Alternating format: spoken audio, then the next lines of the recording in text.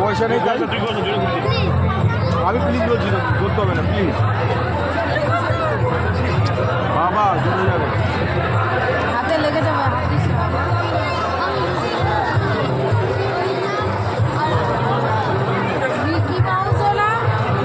আমি কোনো চড়াতে আসিনি, তাই যদি চড়িস তাহলে আইসক্রিম বন্ধ করে দেবো। গরমের মধ্যে এখানে আমি ভালো জামা পরিয়ে নিয়ে এসেছি।